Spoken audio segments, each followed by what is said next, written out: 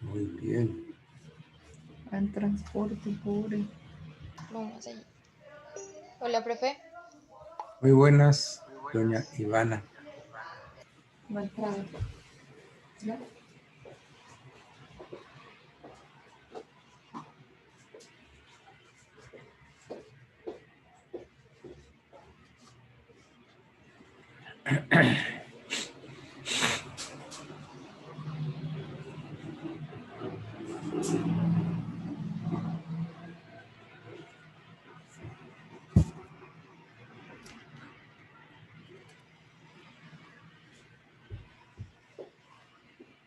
Bueno, no los veo todavía.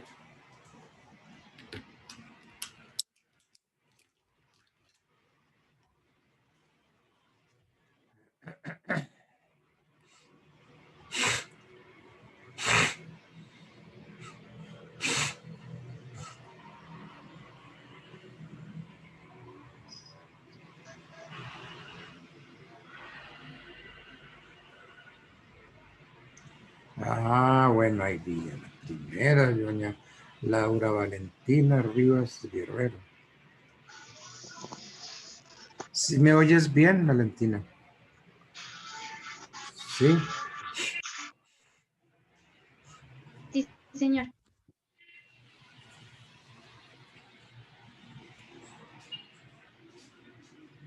Que dicha es la última clase de la semana, ¿no?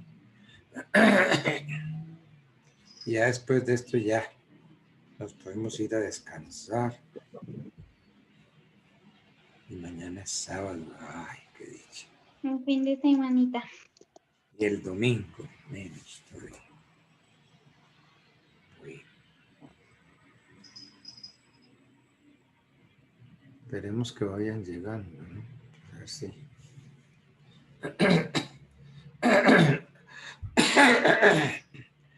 Nos vamos organizando.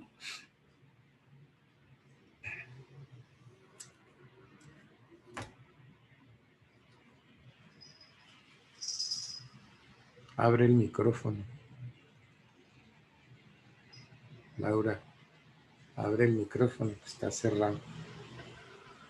No, profe, no estaba diciéndole nada.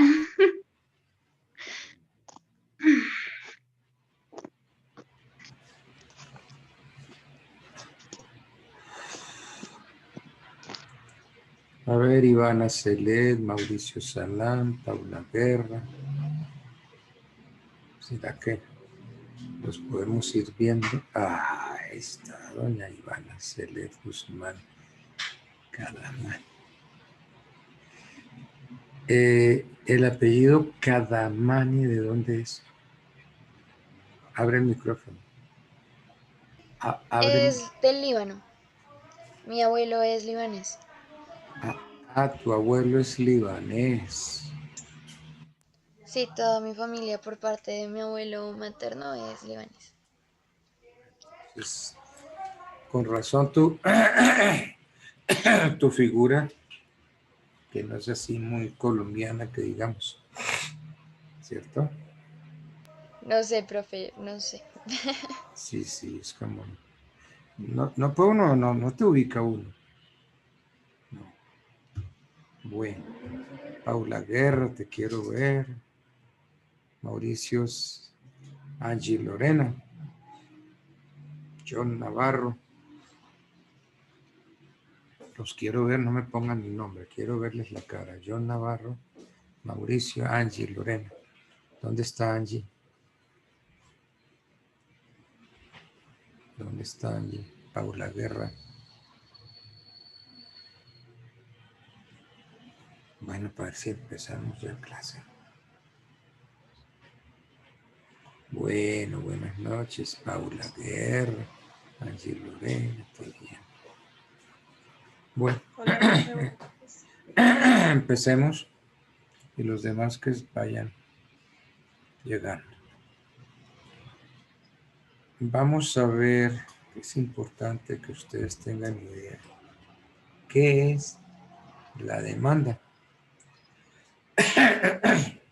La demanda. Pero me digan, ¿me están oyendo bien?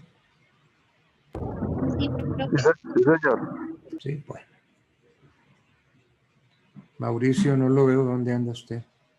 John Navarro, ahí está. Mauricio. Voy a Transmilenio, profe. Bueno.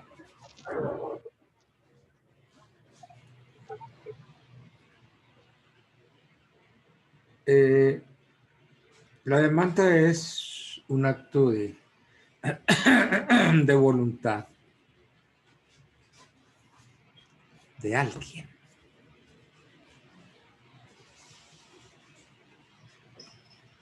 En ejercicio del derecho de acción, alguien considera que debe demandar a otra persona.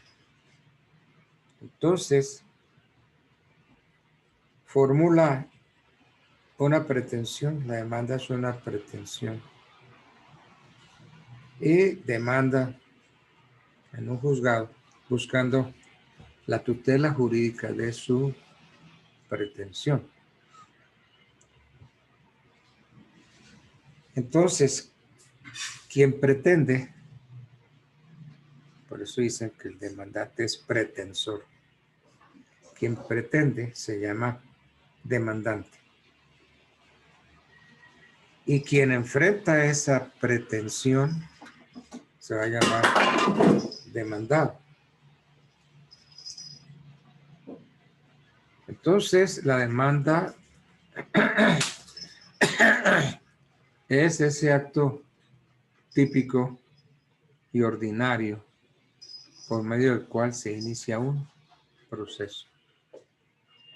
La demanda permite entonces el nacimiento del proceso. La demanda señala o determina quiénes son las partes en el proceso. Parte demandante, parte demandada. Entonces también la demanda es muy importante porque interrumpe la prescripción de un documento. Por ejemplo, si voy a cobrar un cheque, me dan un cheque, me giran un cheque. Entonces yo tengo 15 días para presentarlo para su pago, y si no me lo pagan, entonces tengo 15 días para protestarlo, y luego tengo máximo 6 meses para iniciar la demanda, para presentar la demanda. Entonces, si yo no demando dentro de esos 6 meses, ¿qué va a pasar? Que opera la prescripción del título. Entonces, la presentación de la demanda interrumpe el término para la prescripción. Por eso es que es importante la demanda. Entonces, presentamos la demanda, porque si no demandamos, entonces el título no puede ser interrumpido.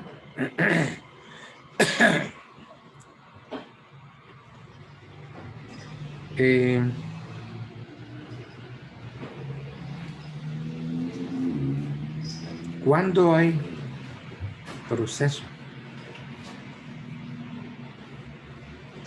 Mire, es cierto que la demanda permite el nacimiento del proceso.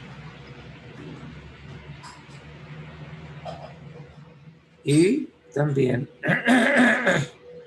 impide que se presente lo que se llama la caducidad. La caducidad impide que se produzca la caducidad siempre que el auto admisorio, la demanda, o el mandamiento ejecutivo en el proceso ejecutivo, se le notifique al demandado dentro del término de 1 año Entonces, presentamos la demanda, pero la demanda interrumpe el término si se notifica al demandado. Y entonces tenemos un año. A partir del día siguiente de la notificación, un año para la notificación al demandado del auto admisorio de la demanda.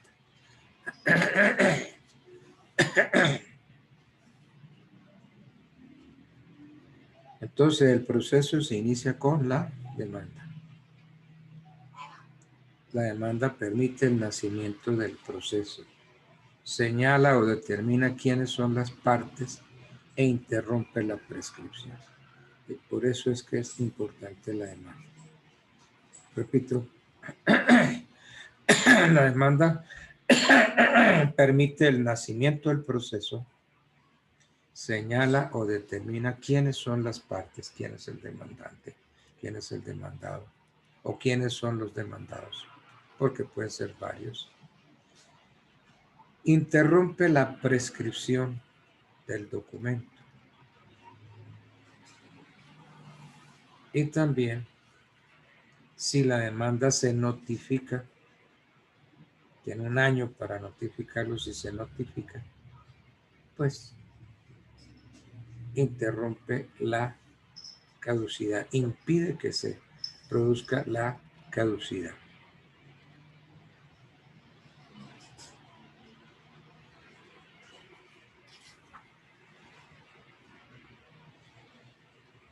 Entonces,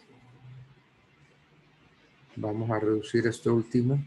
La presentación de la demanda interrumpe el término para la prescripción e impide que se produzca la caducidad siempre que el auto admisorio o el mandamiento ejecutivo se le notifica al demandado dentro del término de un año, contado a partir del día siguiente a la notificación de tales providencias al demandado.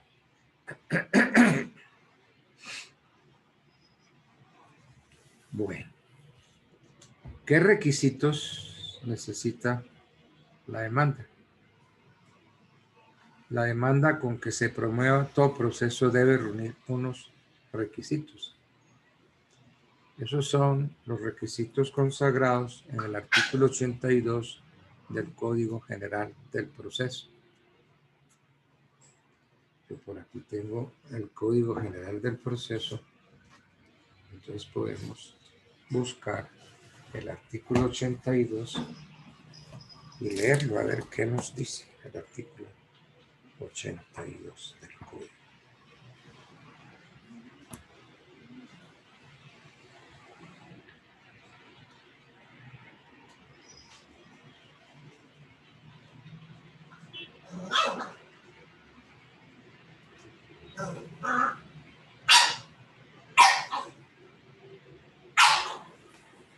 Entonces, el artículo 82 nos dice requisitos de la demanda.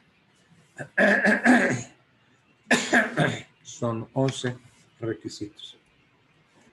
Salvo disposición en contrario, dice el artículo 82 del Código General del Proceso. Salvo disposición en contrario, la demanda con que se promueva todo proceso deberá reunir los siguientes requisitos. Primero, la designación del juez a quien se dirija. Segundo, el nombre y domicilio de las partes. Y si no pueden comparecer por sí mismas, los nombre y domicilio de los representantes legales. El nombre del apoderado judicial del demandante. Lo que se pretenda, es decir, la pretensión, lo que uno quiere, lo que se pretenda expresado con precisión y claridad. Los hechos. Los hechos es la película que uno le echa al juez. Señor juez, para una mejor comprensión de esta demanda, a continuación le relaciono los siguientes hechos. Primero tal cosa, segundo, etcétera, etcétera. Entonces, Los hechos, que es la película, sirven de fundamento a las pretensiones debidamente determinados y clasificados.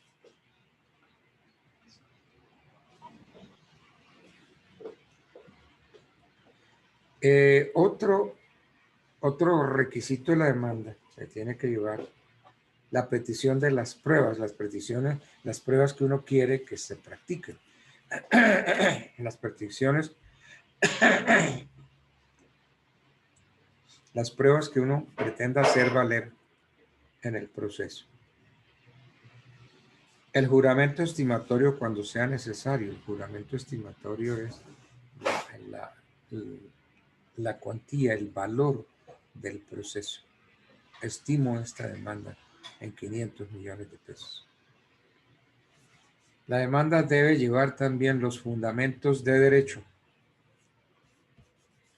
Debe indicarse la cuantía del proceso porque es necesario determinar la competencia, el trámite.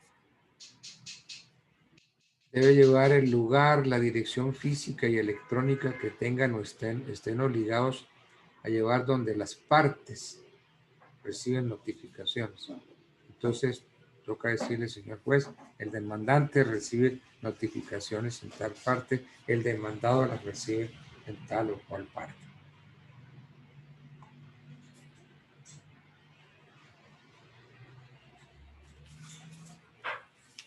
La demanda o a la demanda se le deben acompañar lo que se llaman anexos. Perdonen ustedes, pero me cogió una tosedera horrible. A la demanda hay que acompañarle unos anexos. ¿Cuáles son esos anexos? Miren, el primero, el poder para iniciar el proceso. Cuando se actúa por medio de apoderado, entonces hay que darle un poder a ese apoderado. Entonces, si el apoderado tiene el poder, puede iniciar el proceso. Otro anexo de la demanda es la prueba de la existencia y representación de las partes. Si usted va a representar a una persona jurídica, entonces el certificado de constitución y gerencia que da la Cámara de Comercio. También se anexan las pruebas extraprocesales y los documentos que uno quiera hacer valer y que se encuentren en poder del demandante. Entonces, pruebas extraprocesales y documentos, por ejemplo, unas declaraciones extraprocesales, unos contratos, unas fotocopias. La prueba del pago, la arancel judicial y los demás que exija la ley. Esos son los anexos de la demanda.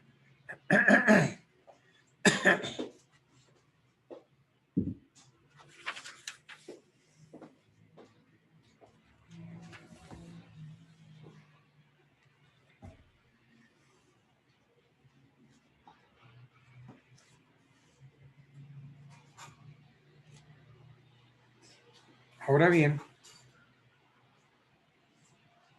uno tiene que denunciar la dirección, el domicilio, tanto de demandante como demandado. Especialmente el demandado. ¿Qué pasa si se desconoce el domicilio del demandado? Entonces uno tiene que expresar esas circunstancias y manifestar que ignora uno el sitio donde puede ser notificado el demandado. Profe, una pregunta. Señor, sí. ¿Y el demandado tiene la posibilidad o tiene el derecho de saber la dirección del demandante? Sí, claro. Es que en la demanda se dice, se anota, se dice. En la demanda el demandante tiene que decir cuál es su domicilio, su dirección, su teléfono, todo. Entonces uno sabe quién es el demandante, dónde vive, dónde trabaja, cuál es su domicilio.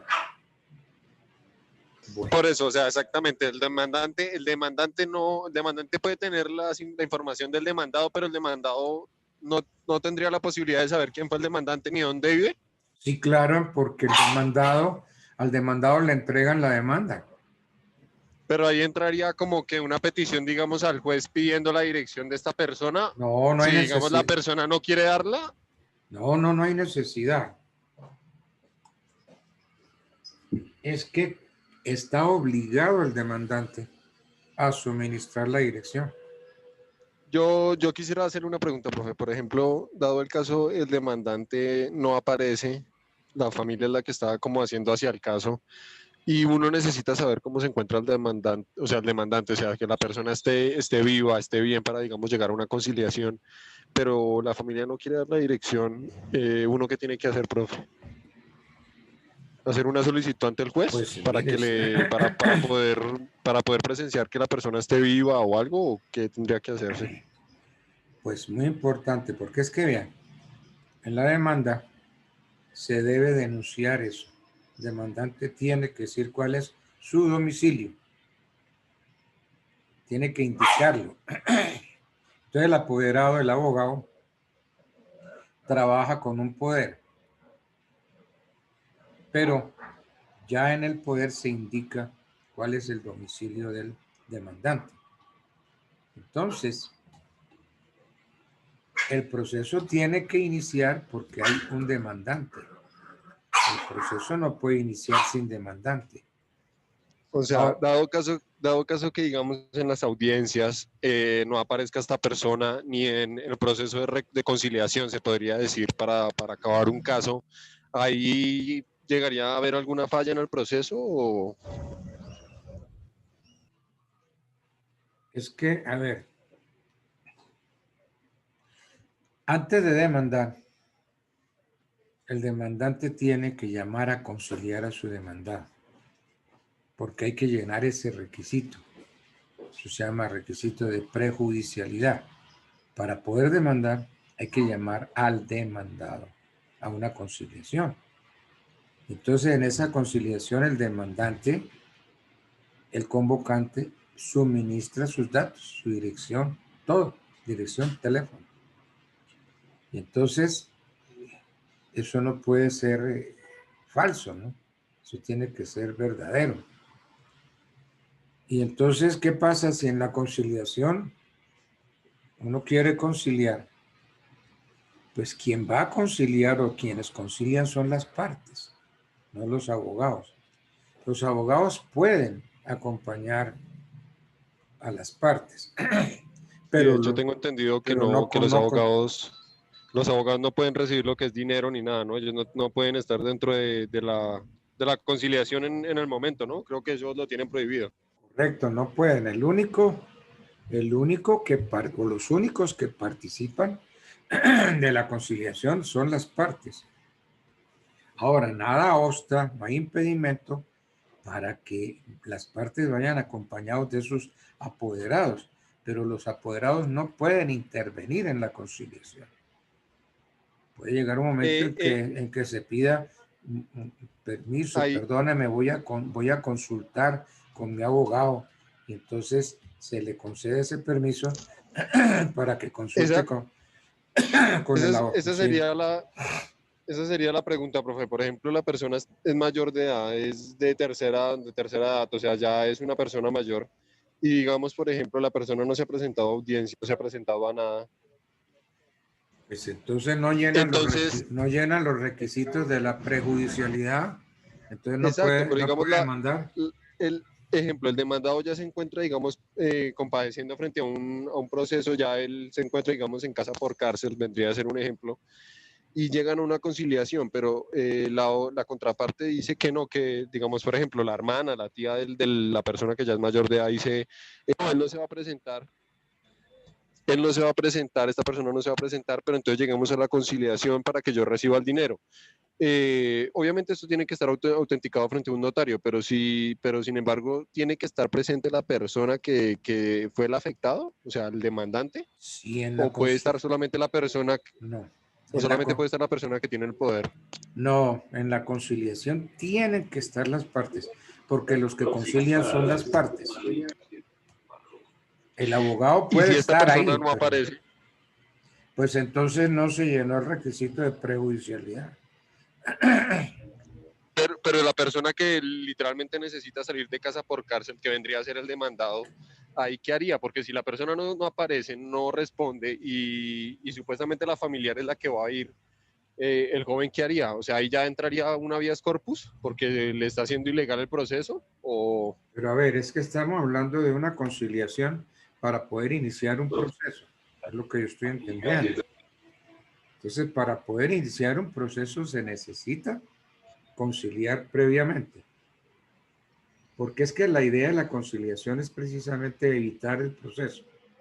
Entonces, la ley dice que antes de demandar, llame a su demandado a una conciliación. Y en la conciliación miran a ver si arreglan el asunto.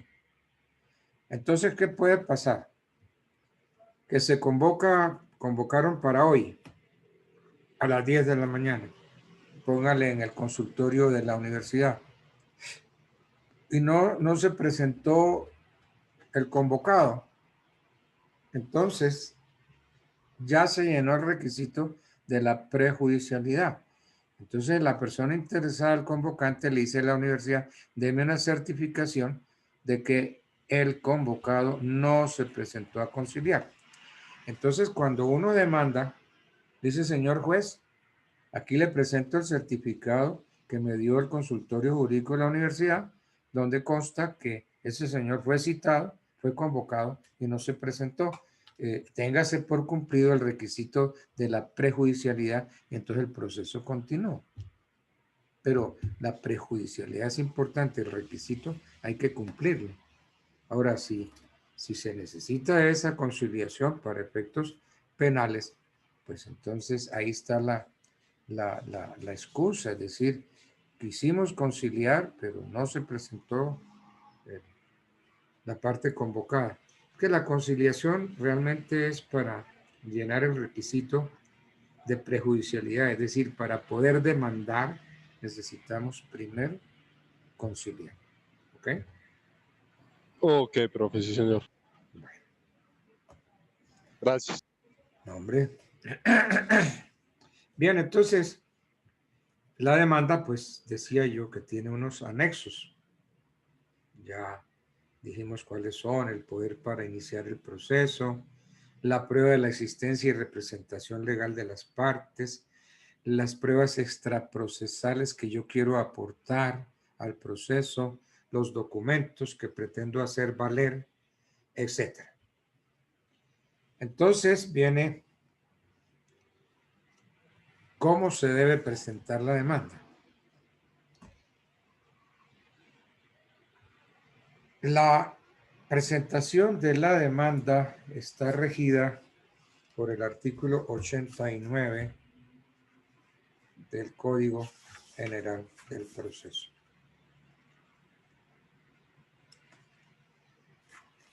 Veamos qué dice el 89. La demanda se entregará sin necesidad de presentación personal ante el secretario del despacho judicial al que se dirija o de la oficina judicial respectiva, quien dejará constancia de la fecha de su recepción. Es decir, uno deja la demanda con todos los anexos en una oficina que es esa oficina judicial que recibe las demandas. Incluso ahí mismo le indican a uno a qué juez le correspondió. Ahí mismo hacen el reparto. Antes de que existiera esta oficina, cuando uno era juez, uno sabía que el miércoles o el viernes uno estaba de reparto. Es decir, ese día uno recibía todas las demandas que se iban a presentar. Y entonces ese día uno repartía al juzgado tal, a este, y este. Pero eso se prestaba para ciertas sinvergüenzuras, porque yo necesitaba que mi demanda cayera en el juzgado por tal, porque es que el juez es íntimo amigo mío, mi compañero, lo que sea, mi pana. Entonces, pues si yo presento la demanda y le corresponde a él, pues mi proceso pues va a caminar una berraquera porque cuento con el juez. Entonces, ¿qué pasaba? Que uno hacía el reparto y entonces uno incluía su juzgado en el reparto. Entonces, muy bien, hasta ahí estaba bien. Pero entonces, como usted ya me había hecho la ceñita, entonces a esta demanda yo llegaba y decía, me la abono. Entonces, ¿qué pasaba? Finalmente la demanda iba a parar al juez que yo quería que conociera. Entonces, esa vagabundería se acabó creando la oficina judicial respectiva, donde uno deja la demanda con todo. Y ahí mismo hacen el reparto, lo hace el computador. Y entonces le indican a uno, mire doctor, le correspondió a su demanda, le correspondió al juez tal. Entonces ya usted anota por reparto de tal fecha, le correspondió la demanda al juez tal. Entonces a partir de ese momento, entonces usted empieza a ir al juzgado a averiguar si ya estudiaron la demanda, si ya hay autoadmisorio de la misma. Entonces uno piensa, uno va y cuénteme el negocio. Doctor, todavía no. Mire, sí, ya el juez profirió autoadmisorio. Ah, bueno, quiero notificarme de ese autoadmisorio. Bueno. Entonces, la demanda pues se presenta en esa oficina judicial.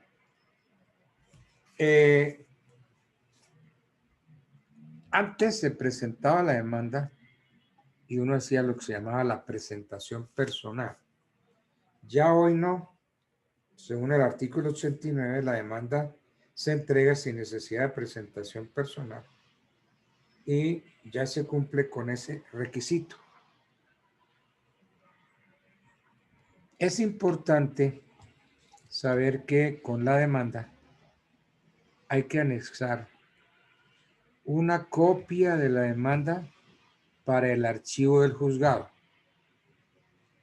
y tantas copias de la demanda y de sus anexos cuantas sean las personas a quienes deba correrse el traslado. ¿Me explico? No solamente llevo la demanda en original y los anexos y todo, sino que a esa demanda debo acompañarle copia para el archivo juzgado y tantas copias y sus anexos cuantos sean los, por ejemplo, los demandados. Si son 3 o 4, pues tendrá que haber 3 o 4 copias de la demanda, 3 o 4 copias de los anexos para poder correrle el traslado a los demandados. Además, también deberá juntarse la demanda como mensaje de datos para el archivo del juzgado y el traslado de los demandados. Bien, después entonces de que la demanda se ha presentado,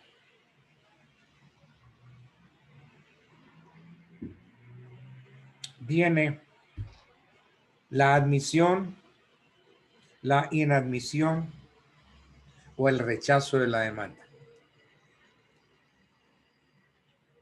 Según el artículo 90 del Código General del Proceso, el juez tiene que admitir, no es que quiera, no es que si le da la gana, es que está obligado. El término, el verbo está en imperativo. El juez admitirá, no es que si quiere, si le parece, admite, no. El juez admitirá la demanda que reúna los requisitos de ley. Y viene otro imperativo. Y le dará el trámite que legalmente le corresponda, aunque el demandante haya indicado una vía procesal inadecuada. El demandante inició es decir, señaló. ¿Esta mañana también? ¿Esta mañana? Entonces, si la demanda reúne los requisitos, el juez tiene que recibirla.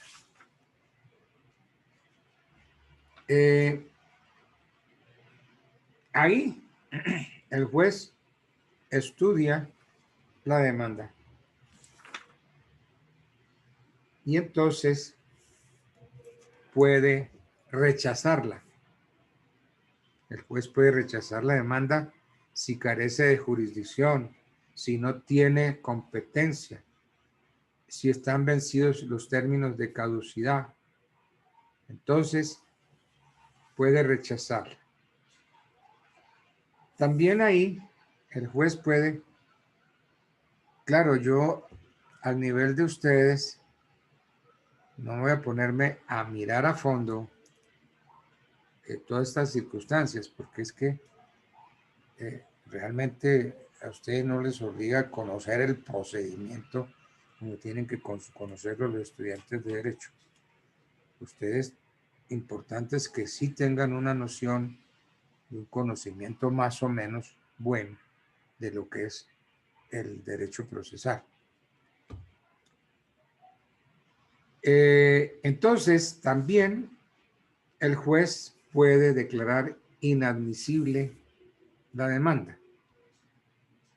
Y allí se señalan los casos en que el juez tiene que declarar inadmisible la demanda. Por ejemplo, si la demanda no reúne los requisitos formales, el juez la inadmite. Si no se le acompañan los anexos, también la inadmite. Si el demandante es un incapaz y no actúa por conducto representante, tiene que inadmitirla. Si quien formula la demanda carece del derecho de postulación, es decir, del derecho de demandar y adelantar el proceso. En fin, entonces, el juez declara inadmisible la demanda, pero puede dar 5 días para que el demandante subsane esos defectos.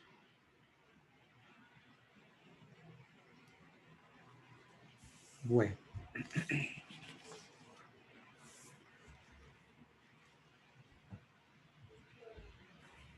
Estamos en la presentación de la demanda.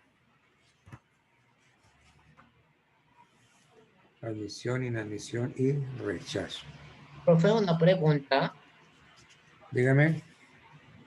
Para lo del parcial de este martes, ¿se va a hacer parcial solo sobre compraventa e hipoteca o nos vas a dar temas como hicimos el parcial pasado? Bueno, es que la compraventa e hipoteca es para la materia de la mañana que son los contratos. Y nosotros tenemos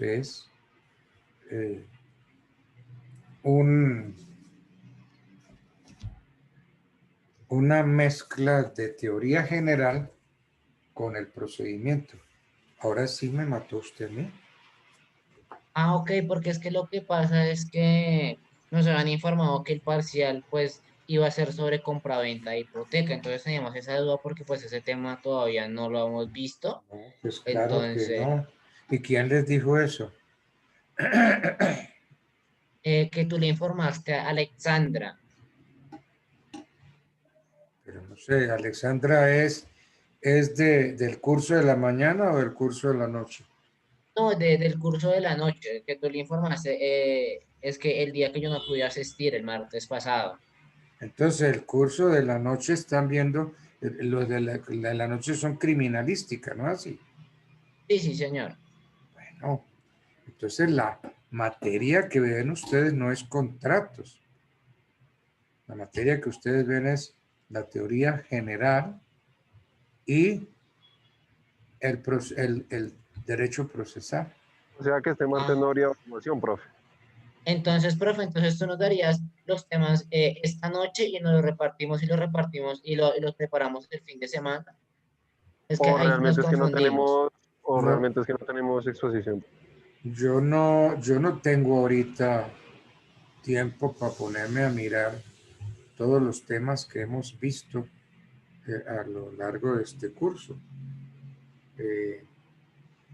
A ver, ¿cómo se hizo el examen pasado? Cuéntenme.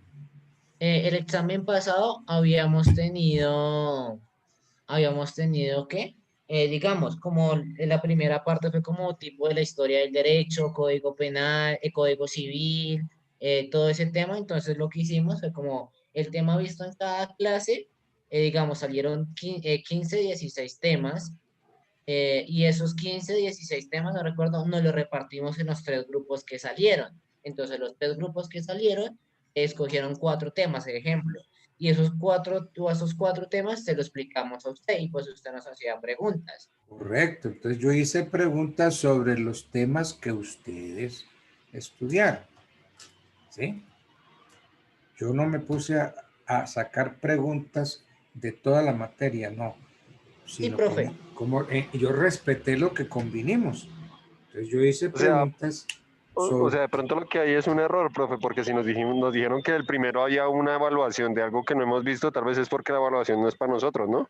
Porque la Sí, lo hicimos no. hace poco y fue la evaluación de, pues, en la que estuvimos en clase con el profe. Ahora, yo como no conozco a todo el mundo, puede ser que... Pero la niña dice que yo la llamé porque... Sí, de hecho, pues ella nos envió un mensaje por WhatsApp, pues donde indicaba, permítame un momento, te leo textualmente lo que dice. No, eh, entonces, ahí hay un error tremendo porque de pronto yo hablé con una alumna creyendo que era del curso de la mañana y alumna de la materia contratos civiles. Entonces esa niña que habló conmigo me ha de decir, doctor, yo no veo contratos. Yo no soy estudiante de derecho. Yo soy estudiante de la técnica. ¿Sí? Y yo veo la materia es de noche. Entonces, si me dice así, pero entonces yo creo que la niña hace parte del Amor, curso de contratos de la mañana. Entonces le digo, bueno, entonces mire, para el examen concretémonos, compraventa y permuta. Y listo. Pero yo no les puedo preguntar eso a ustedes. O sea, fue un error, profe. O sea, Pero lo que diría es que el martes no tendríamos evaluación. claro que es un error terrible. No, sí, profe. sí Entonces, Ok, podemos profe, tener, ok. a ver, podemos tener evaluación, pero sobre lo que hemos visto. Entonces, Sí, como ah, para prepararnos. exacto, profe. Entonces, ¿sabes qué podríamos hacer? No sé sí, cómo hicimos la clase, el examen pasado, que sacamos los eso, temas vistos y esos temas vistos nos los repartimos y se los exponemos a usted. esa es la idea. Esa es la idea. Y Ok, profe. en los temas vistos no hemos visto compraventa, hipoteca. Eso Exacto, no profe. lo hemos visto. Sí, no Eh, tiene que variar como el examen pasado. exacto. Entonces, pues lo ideal, profe, sería entonces sacar los temas hoy y pues este fin de semana le preparamos toda la elaboración para el martes que tengamos Exacto. clase con usted, hacemos la exposición y pues hacemos el parcial. Exactamente. El mate, pero ¿no entraría lo de Mauricio y todos ellos para de pronto hacerlo el miércoles? No, no, se dijo que el martes se hacía el parcial. Y con ellos es un tema aparte, o sea, ya lo hablaron con el profesor y ya quedó Mauricio solucionado. es el que tiene una incapacidad o algo así es. Sí, sí, señor, Mauricio es el que es positivo COVID y Laura pues Exacto. es la que está viviendo en Villavicencio. Y Laura, la niña Vicencio. Vamos a ver qué hacemos con ellos el martes. Y yo les dije que tienen que tener nota, no se pueden quedar sin nota. Ustedes no saben lo complicado que es arreglar el asunto, porque es que se necesita que la universidad autorice que ustedes paguen un examen, un derecho, y lo otro es que yo tenga tiempo para eso. Entonces, es muy complicado, es que uno debe ir el día del examen y presentar el examen, porque uno tiene que tener nota, es decir, ustedes no pueden irse a vacaciones si no tienen la materia con nota ganada, por ejemplo. Es importante. ¿Ok? Profe, es que qué pena con usted interrumpirlo en este momento, profe. Es que la vez pasada, bueno, en el transcurso de esta semana, usted se comunicó conmigo y usted me dijo que íbamos a ver los temas de hipoteca y compraventa. Pues yo le pregunté cuáles eran los temas y usted me dijo que eran esos. Entonces, no sé si nos puedes aclarar eso o son otros temas. Empecemos. Yo la llamé, ¿cierto? Sí, señor, usted se comunicó conmigo, me dijo que íbamos a cambiar el día a cambiar el día de la exposición Del 30, y que le íbamos... yo dije que el 30 por la mañana. No, profe. Yo tenía una cita como la tengo con don Exacto. Isaac.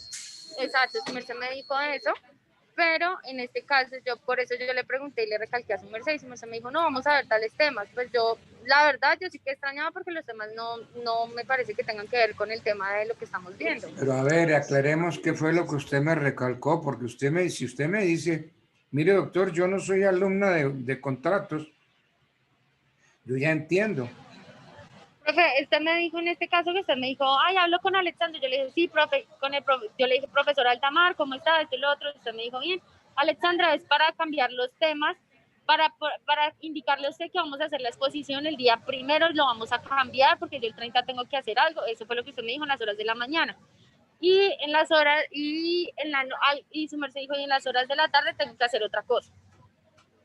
Y pues usted me dijo el del primero de diciembre íbamos a hacer la exposición y que íbamos a ver esos temas, profe, pero pues igual manera, pues la verdad. Qué enredo tan horrible, qué enredo tan horrible. Usted ha oído decirme, mire, es que yo no soy alumna de contratos. Yo no veo contratos por la mañana. Profe, la verdad no sabía. Yo pensé que su merced sabía que estaba llamando a bueno, profe, o sea, bueno, profe, pero ya entonces, lo estamos solucionando. Lo importante lo que te indicaba. O sea, lo ahorita importante sacamos es los temas y repartimos los temas como se hizo el primer exactamente parcial. lo mismo. Entonces ya para como dejar de liarnos ahí. Lo mismo, ¿no? No, estamos aclarando. Lo mismo que el examen pasado. Entonces, por favor, entonces el error fue mío, porque creí que estaba hablando con la representante del curso de contratos de la mañana. Ah, ok. Sí, pero listo, profe.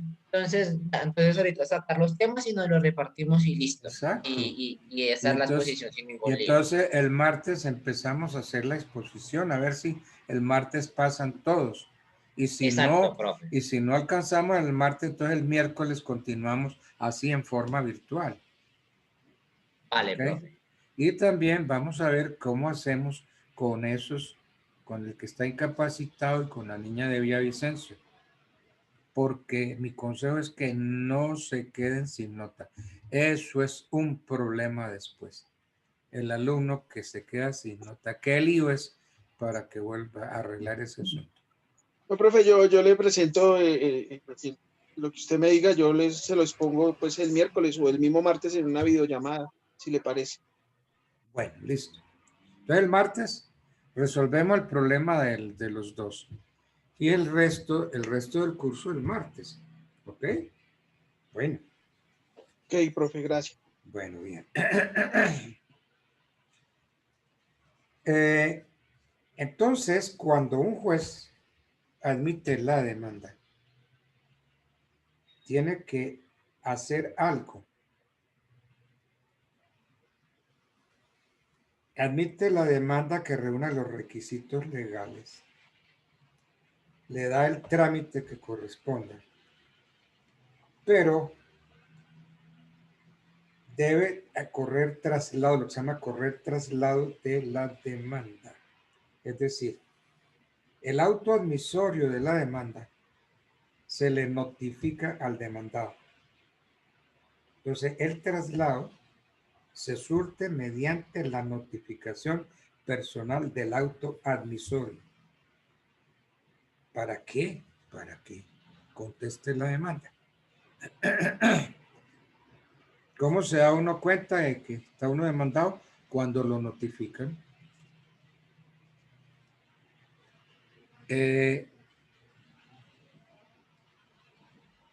Muy bien, se presentó la demanda y el demandante considera que se le quedó algo importante que decir o que hay una equivocación en la demanda.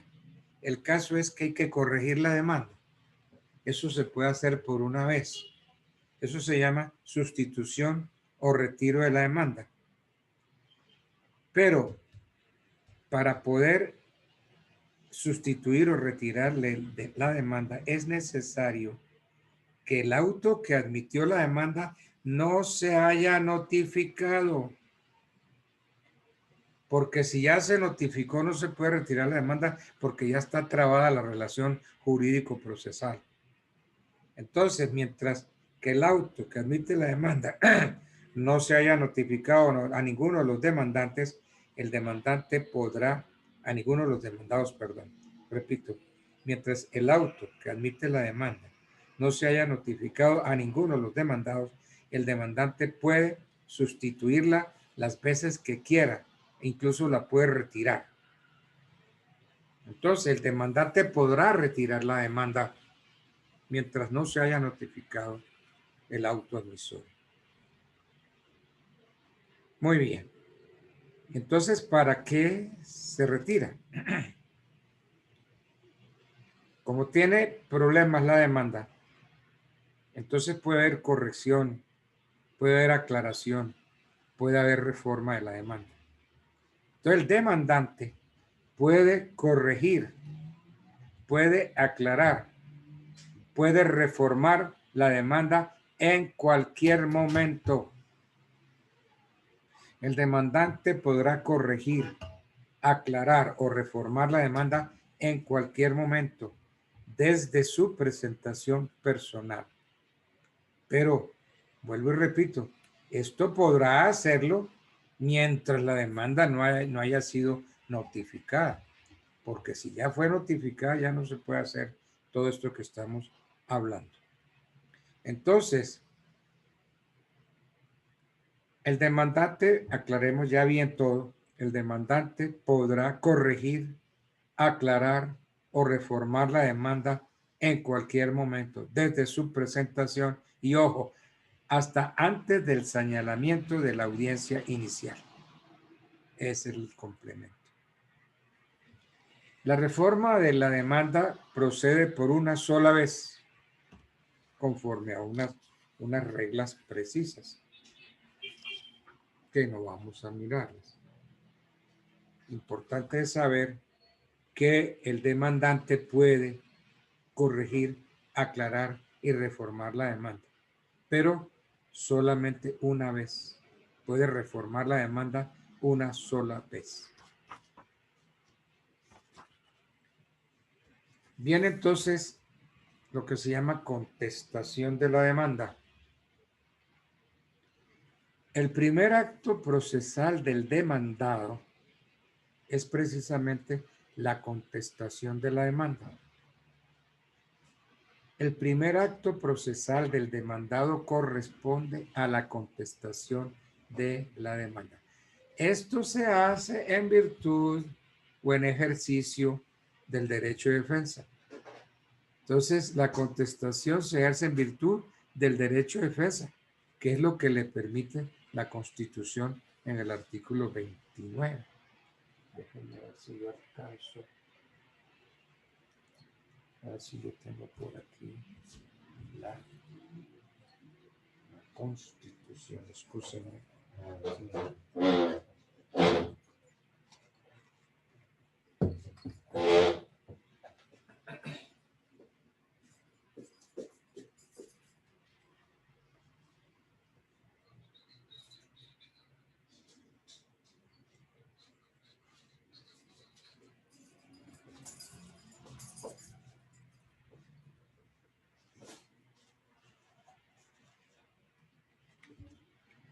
Bueno, entonces, el artículo 29 de la Constitución dice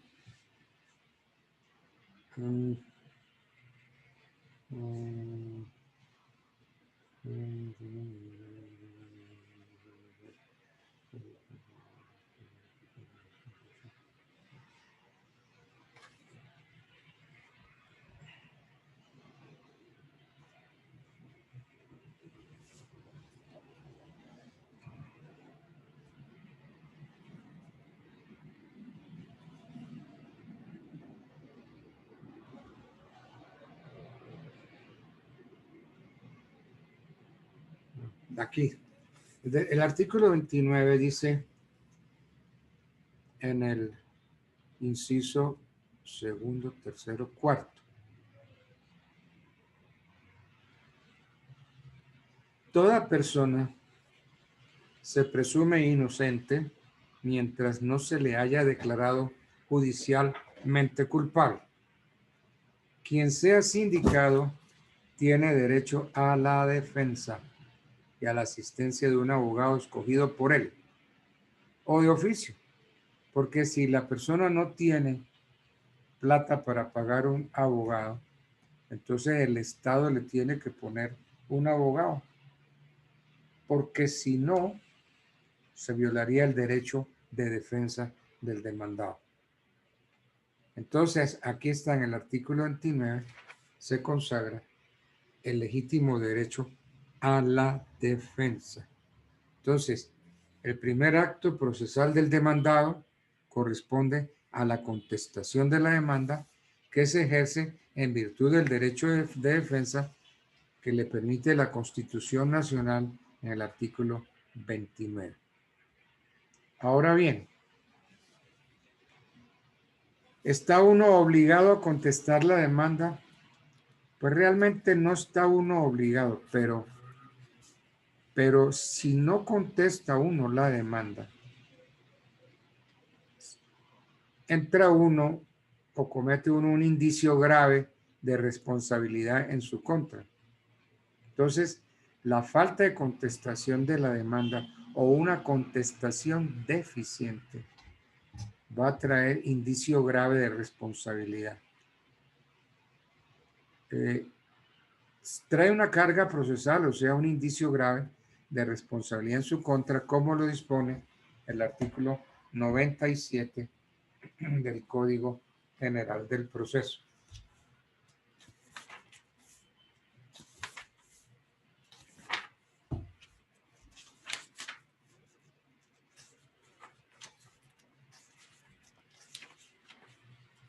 A ver, no.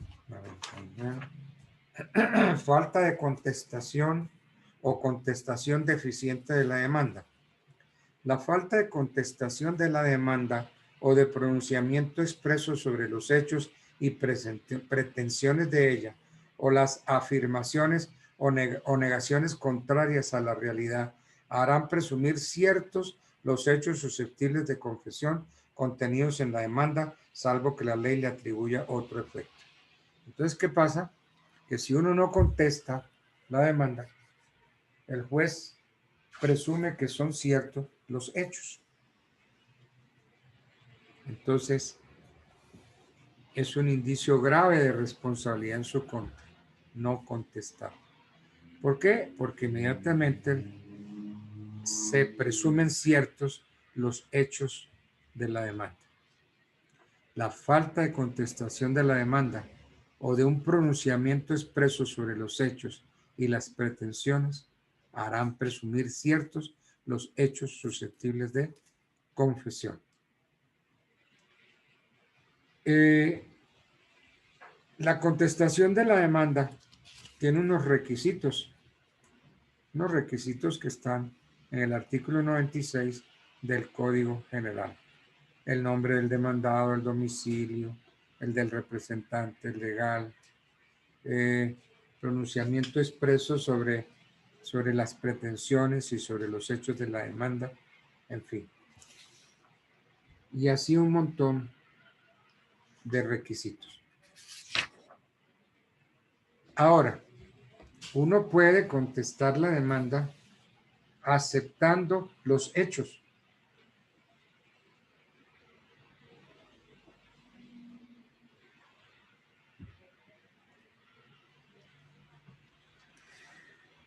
Si yo contesto la demanda y acepto los hechos, se presenta la figura que se llama allanamiento a la demanda.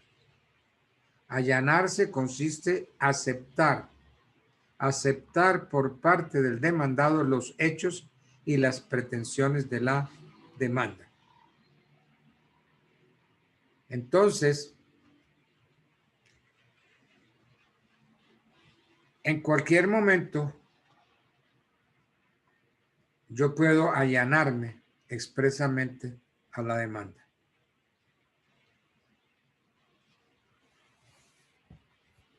¿El juez está obligado? No. El juez no está obligado a aceptar el allanamiento.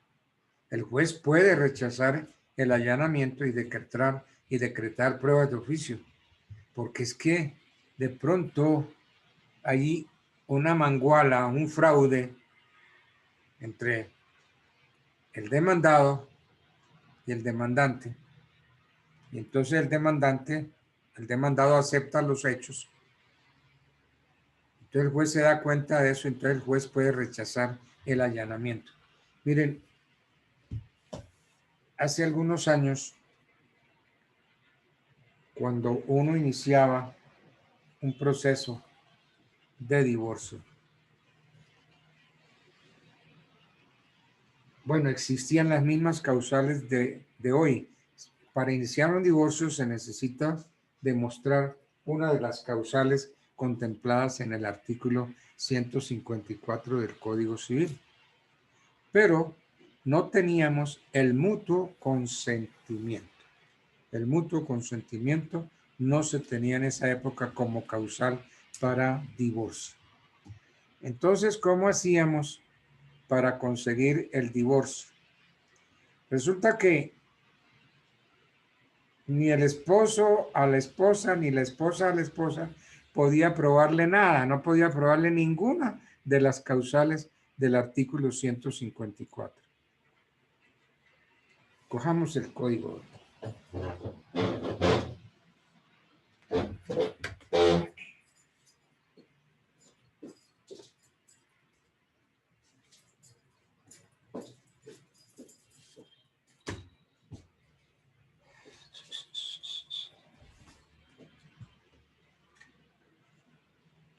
Miremos, a ver, el artículo 154 del Código.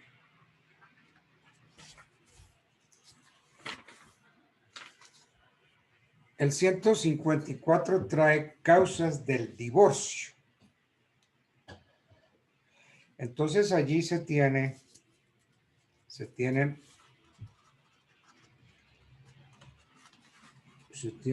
9 causas para el divorcio. Pero en aquella época no había sino 8, porque el consentimiento de ambos cónyuges no era causal, el mutuo consentimiento. Entonces, ¿qué pasaba? Que cuando se quería el divorcio, bien sea que usted fuera el abogado del esposo, el abogado de la esposa, entonces uno le decía, bueno, doña, usted quiere divorcio, pero hay que buscar a ver si su marido está incurso en una de las causales. Por ejemplo, vea, su marido tiene relaciones sexuales extramatrimoniales. No, mi esposo no tiene ninguna vieja. Su marido ha incurrido en un grave e injustificado incumplimiento de los deberes de cónyuge, de los deberes de padre. No. Su marido con frecuencia incurre en ultrajes, trato cruel y maltratamiento de obra. No, mi esposo es incapaz. Cuénteme una cosa, su marido es borrachito, embriaguez habitual. No, pues, mi esposo es abstemio. En fin. Entonces, señora, no la puedo divorciar porque su marido no ha incurrido en ninguna causal de estas. Entonces, y tampoco ella. ¿Qué pasaba? Que el matrimonio se acabó porque se acabó el amor de tanto usarlo. Entonces uno llegaba y llamaba al abogado a la contraparte. Y usted le decía, mire, doctor, vea, colega, usted quiere el divorcio y usted quiere sus honorarios. Yo también quiero el divorcio y yo quiero mis honorarios. Pongámonos de acuerdo. Yo represento a la esposa y usted representa al esposo, ¿cierto? Entonces, mire, yo voy a demandar a su cliente voy a demandar a su esposo y lo voy a demandar, a ver, por, qué sé yo, embriaguez habitual. No, mire, tenemos que aceptar algo. Bueno, ok, entonces yo acepto que usted demande a mi cliente por embriaguez habitual. Entonces, cuando llega el momento de contestar la demanda, el abogado del esposo contesta la demanda y se allana a los hechos. Señor juez, sí es cierto, mi cliente es un tomador de trago habitual. Mi cliente es un alcohólico. Entonces, ¿qué había ahí? Allanamiento a la demanda. Entonces, ese allanamiento daba por terminado el proceso. El juez ya no podía abrir a pruebas. ¿Por qué? Porque el hecho, la prueba principal, estaba aceptada. Entonces, allanarse consiste en aceptar por parte del demandado los hechos y las pretensiones. Entonces, de esa manera se producía y se conseguía el divorcio, hasta que por fin el legislador nos dio la causal que necesitábamos todos los abogados litigantes, que era el mutuo consentimiento. Entonces, ¿usted está de acuerdo en que se divorcien? Sí, yo estoy de acuerdo. Mire, hoy pasa algo que yo lo hago y tengo que advertir. Como hay mutuo consentimiento, puede uno conseguir un divorcio rápido ante notario. Pero entonces hay que advertir. Mire, es posible que cuando yo presente la demanda de divorcio ante el notario quiera hablar con uno de ustedes dos o con ambos. Porque es que como el divorcio es por mutuo consentimiento, el notario quiere ver si sí hay mutuo consentimiento. Entonces, por favor, no la vayan a embarrar. Se llega el día, te viene el notario y le dice a uno, doctor, mira, haga un favor, yo quiero hablar con la esposa. Sí, cómo no, señor notario. Mira, que el notario quiere hablar contigo. Señora, ¿cómo está? ¿Cómo le va? Mira, cuénteme una cosa. ¿Usted se está divorciando de su esposo? Sí, señor notario, ¿cómo no? Nosotros queremos el divorcio. Y una pregunta, doña, si existiera la posibilidad de que no se divorcien y existiera la posibilidad de que volvieran a arreglar las cargas y ustedes se fueran a convivir nuevamente, ¿usted estaría dispuesto a eso? Ah, no. Usted lo que quiere es que yo me vaya a vivir otra vez con ese desgraciado, con ese maldito que me pega, que me insulta, que me trata mal. Cuéntenme ahí qué pasó. Ahí, esa señora se libró la demanda mía de divorcio porque yo presenté por mutuo consentimiento. Entonces, ¿qué hace el notario? Venga para acá, abogado. Mire, no me falte el respeto, no me engañe. Aquí no hay mutuo consentimiento.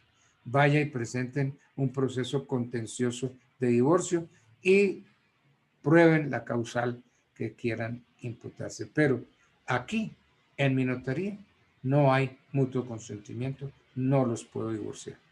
Eso pasa mucho. Entonces hay que advertirle a las partes que si el notario los llama, que no la embarren. Pues mire, usted quiere divorciarse. Sí.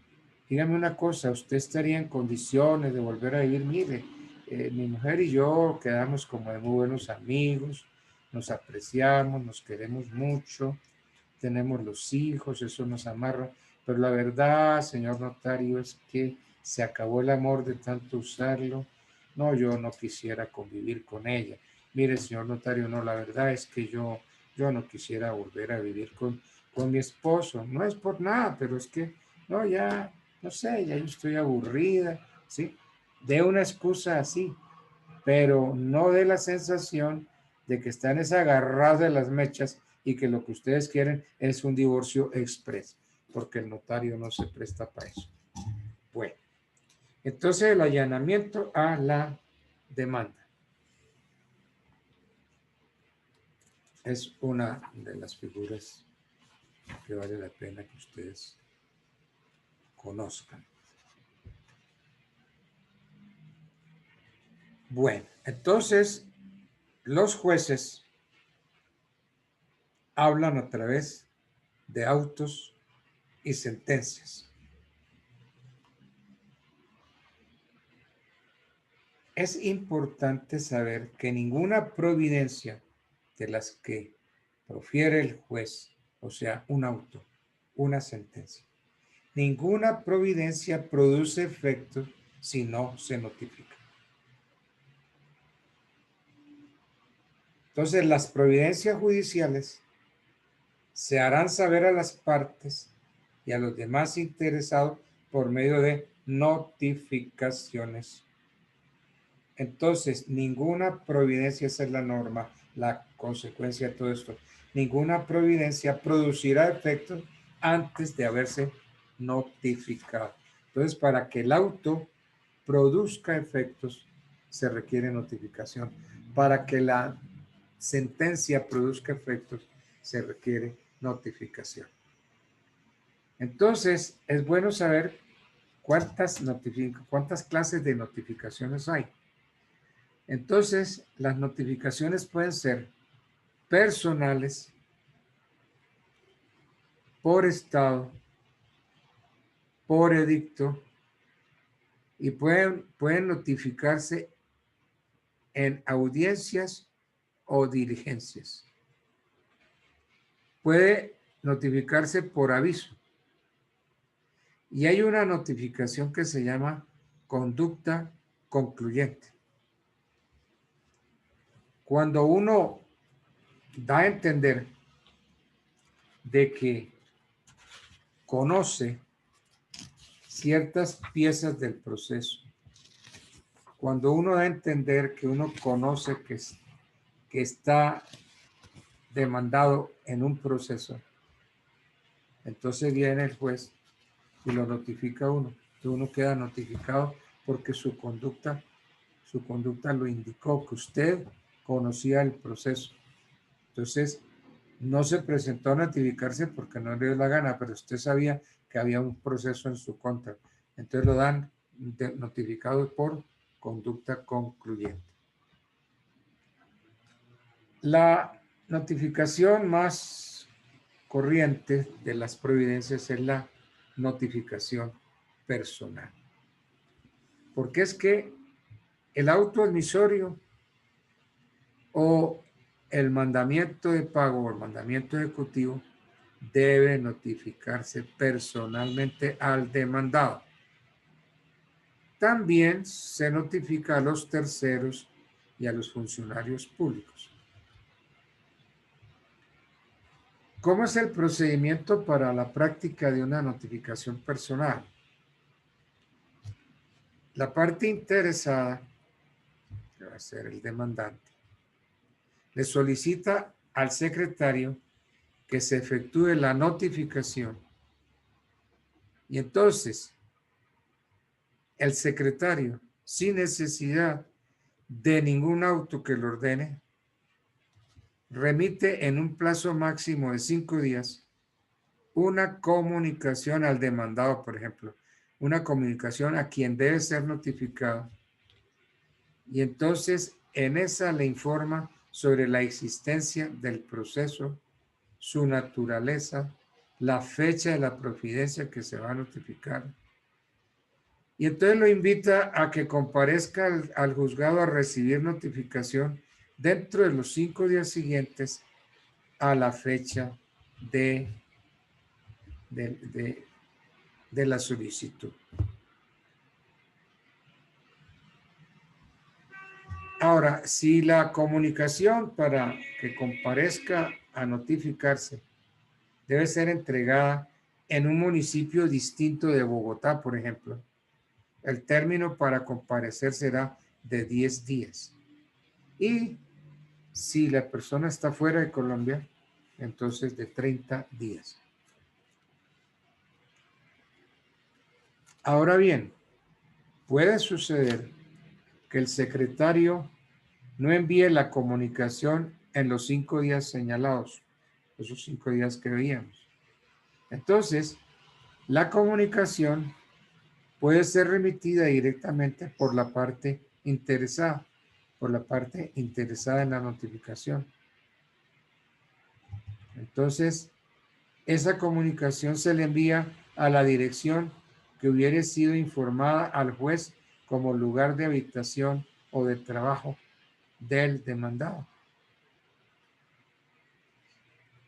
Ahora, si se trata de una persona jurídica, entonces la comunicación se remite a la dirección que aparezca registrada en la Cámara de Comercio.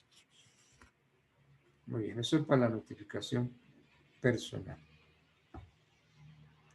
Hay otra notificación que se llama notificación por aviso.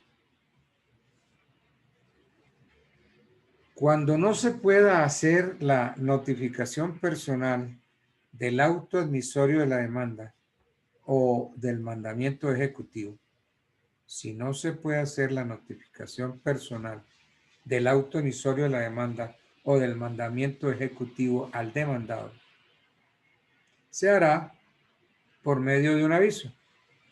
Ese aviso expresa la fecha, la providencia que se notifica, el juzgado que conoce del proceso, su naturaleza, el nombre de las partes y la advertencia de que la notificación se considerará surtida al finalizar el día siguiente al de la entrega del aviso. Si se trata de notificar el auto admisorio de la demanda o el mandamiento ejecutivo, el aviso deberá ir acompañado de copia informal de la providencia que se notifica. Entonces, en este caso, cuando no notifica, no manda el aviso, no lo manda el secretario. Entonces, el aviso será elaborado por el interesado, quien lo remite a través del servicio postal a la dirección que haya sido suministrada en el proceso.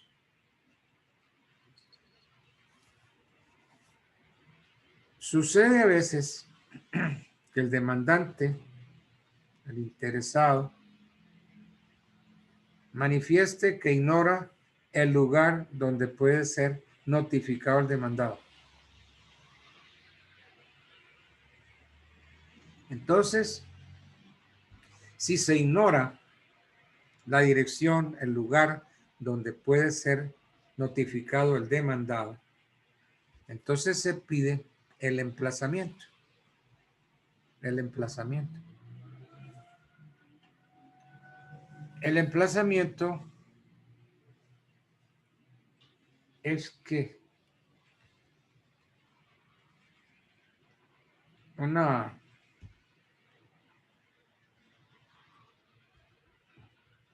una diligencia que se hace para notificar personalmente a la persona, pero se emplaza porque se ignora la habitación y el trabajo de quien debe ser notificado. Entonces, el emplazamiento procede cuando la parte interesada manifiesta que ignora la habitación y el lugar de trabajo de quien debe ser notificado. También procede cuando la parte interesada en una notificación personal manifiesta que quien debe ser notificado se encuentra ausente y que no se conoce su paradero. Entonces, el emplazamiento se surte mediante la inclusión del nombre del sujeto emplazado, las partes del proceso, la naturaleza, el juzgado que lo requiere, etcétera, etcétera. Entonces, se ordena el emplazamiento y la parte interesada dispone su publicación a través de uno de los medios expresamente señalados por el juez. Generalmente, el juez ordena la publicación en un medio escrito. En un medio escrito, generalmente son los periódicos. Pero entonces el juez es el que dice en qué periódico debe hacerse la publicación. Entonces, esta publicación se tiene que hacer el día domingo. Si el juez ordena la publicación en un medio escrito, esta será el día domingo. En los demás casos, puede hacerse cualquier día entre las 6 de la mañana y las 11 de la noche. Entonces, hay que allegar al proceso copia de la página respectiva donde se hubiere publicado el listado y se allega la constancia sobre emisión o transmisión suscrita por el administrador o funcionario del emisor. Entonces, se anexa ejemplares del periódico. El juez dice en qué periódico, porque generalmente antes lo hacía uno en el diario La República, que en La República nadie miraba esto de los avisos judiciales y los emplazamientos. Entonces ya el juez ordena que se haga o bien en El Espectador o bien en El Tiempo, pero es el juez. El juez es el que ordena, no la parte interesada haciendo esta sinvergüenzura. Bueno.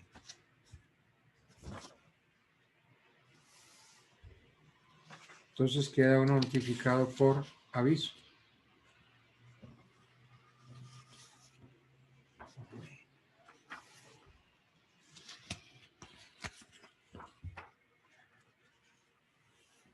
Los jueces hablan a través de autos o sentencias. Esas son las providencias, se llaman providencias. La forma como el juez habla es a través de providencias. Entonces, las providencias del juez son o autos o sentencias. Sentencias son las que deciden el proceso, deciden las pretensiones de la demanda, las excepciones. Y los autos son las demás providencias. Entonces, el juez habla a través de autos y sentencias. La sentencia tiene un contenido, los autos también. Y entonces, para que quede firme un auto, una sentencia, se requiere 3 días. 3 días a partir de la providencia. Y entonces, una vez que pasan los días de ejecutoria,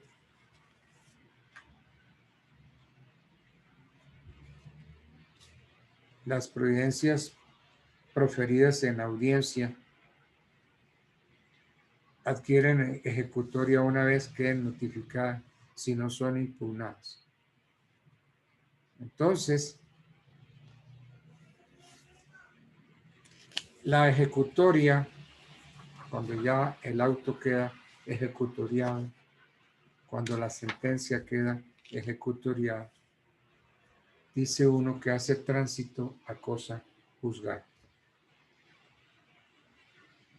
Cosa juzgada, una de las características de la función jurisdiccional es la de ser definitiva. Es decir, que una vez decidido el conflicto de intereses, esa decisión tiene carácter definitivo y obligatorio. Entonces, la expresión cosa juzgada literalmente significa todo objeto que ha sido materia de juicio. Entonces, ya se juzgó, ya se decidió, ya es cosa juzgada. Y contra lo juzgado, juzgado está. Ya no se puede volver sobre lo mismo porque incurriríamos en el principio del non bis in idem, que nadie puede ser demandado dos veces por lo mismo. Nadie puede ser denunciado dos veces por lo mismo. El non bis in idem. Bien, contra las providencias del juez puede haber unas impugnaciones. Entonces, la impugnación es una facultad, es un derecho que la ley otorga a las personas para enmendar los posibles errores en que hayan incurrido los funcionarios. Y entonces la forma como se pueden corregir tales errores se llaman recursos. Y entonces hay recursos ordinarios y hay recursos extraordinarios. Entonces la finalidad del recurso es corregir el error que se observa en las providencias. Y son las providencias el objeto de los recursos. Entonces los recursos como que vienen a estructurar un sistema de control y fiscalización de las resoluciones judiciales. Entonces, con los recursos se endereza la situación. Entonces, los recursos son ordinarios y extraordinarios. Dentro de los recursos ordinarios encontramos el recurso de reposición, apelación, súplica y queja. Repito. Dentro de los recursos ordinarios está la reposición, la apelación, la súplica y la queja. Y dentro de los recursos extraordinarios está la casación, la revisión y la anulación del laudo arbitral. Entonces los más corrientes son la reposición y la apelación. Esos son los recursos ordinarios más corrientes de uso diario. Entonces, reposición y apelación. La reposición, el objeto de este recurso, lo constituyen los autos que dicta el juez. Hay autos de trámite, autos interlocutorios. Y entonces, contra esos autos puede interponerse el recurso de reposición. Entonces, la reposición se le formula al juez para que ese juez decida si lo modifica o no. Porque es que el recurso debe interponerse con expresión de las razones que lo sustentan. En fin. Entonces, se produce la reposición. Después viene el otro recurso que se llama el de apelación.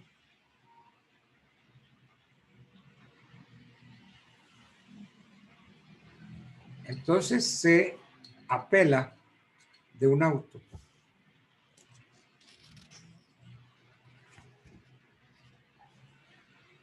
Y hay unas reglas para acudir en apelación.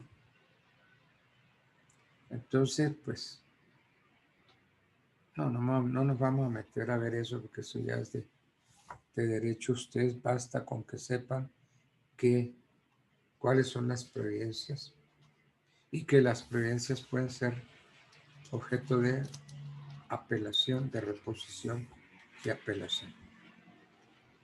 Entonces, El recurso de apelación se interpone para que el juez superior estudie la situación y decida. Entonces, hay apelación de autos, hay apelación de la sentencia. Entonces,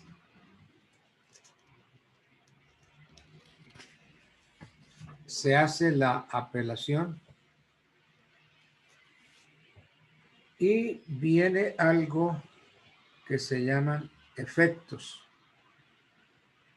Entonces, ¿en qué efectos se concede la apelación? Entonces, en el efecto suspensivo, en el efecto devolutivo, en el efecto diferido.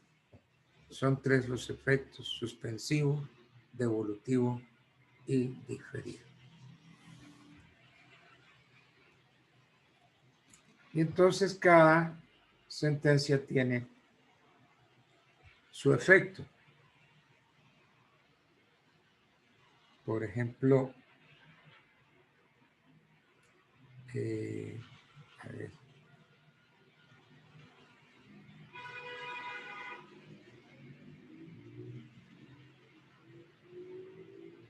Por ejemplo, en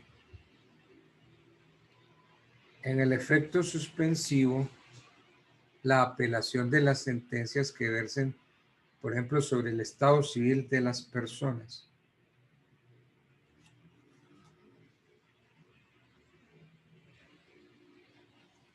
En el efecto suspensivo,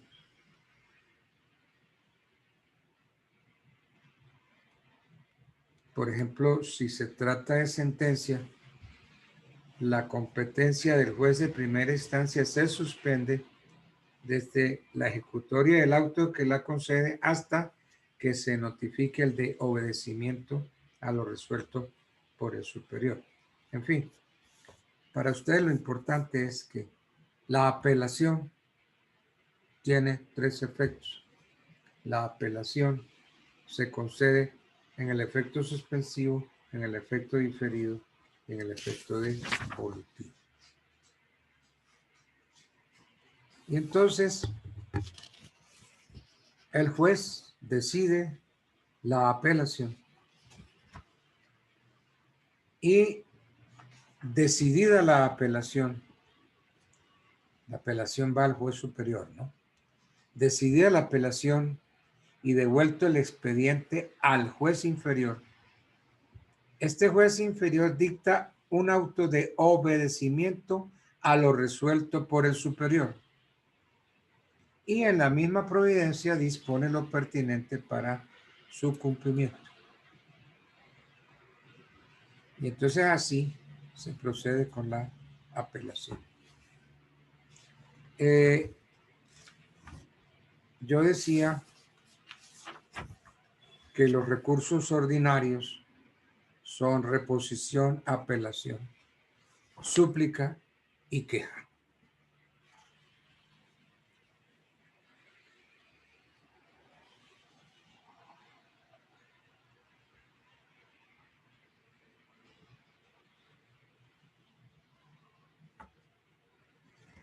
Dentro de esos recursos ordinarios, que primero está la reposición, segundo apelación, está la súplica. El recurso de súplica procede contra los autos que por su naturaleza son apelables. Los dictados por el magistrado ponente en el curso de la segunda o única instancia.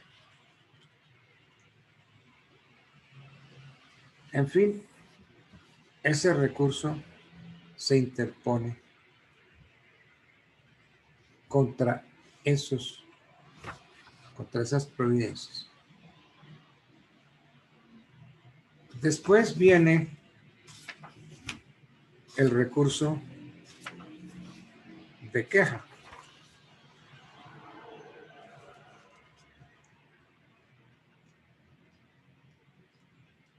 Entonces, el recurso de queja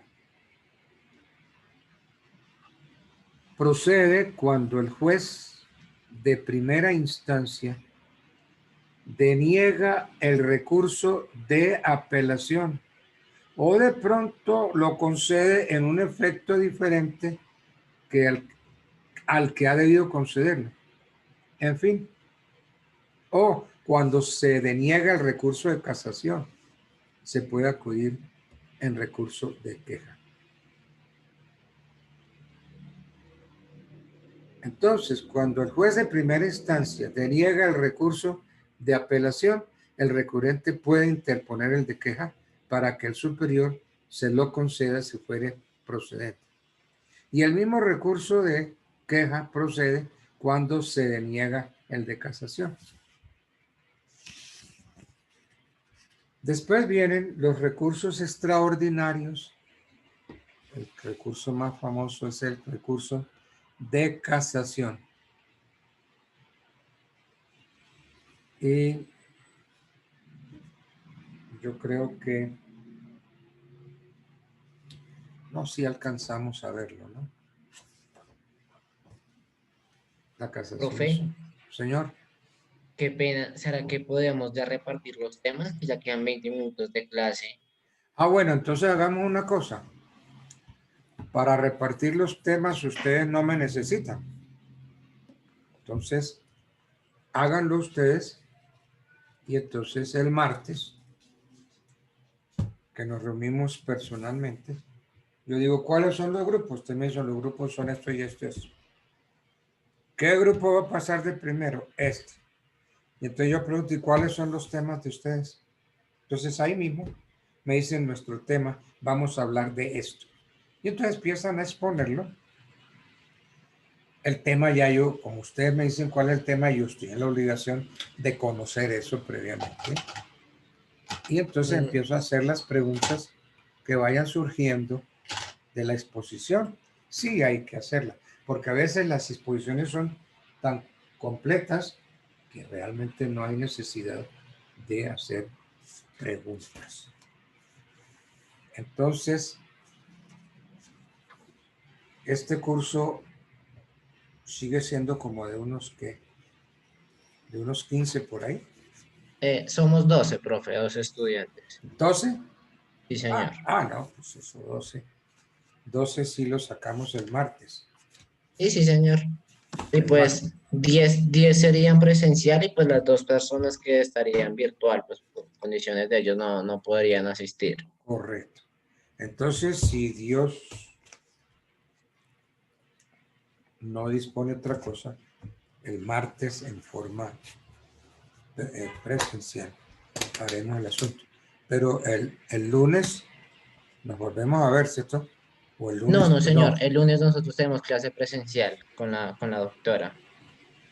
Ah, si ustedes tienen el lunes presencial, ¿con qué doctora? No recuerdo. Bueno, sí, entonces el lunes es con la doctora Luz Amparo y si el martes es conmigo. Entonces, muchachos, que pasen un buen fin de semana y si Dios quiere, el martes nos volveremos a ver. Gracias, profe, igualmente. Gracias, profe. Bueno, una buena Muchas gracias, noche. profe. Que No, descanse. señor. Hasta luego. Igualmente, gracias, hasta el martes. Chao, chao. Chao. Chao.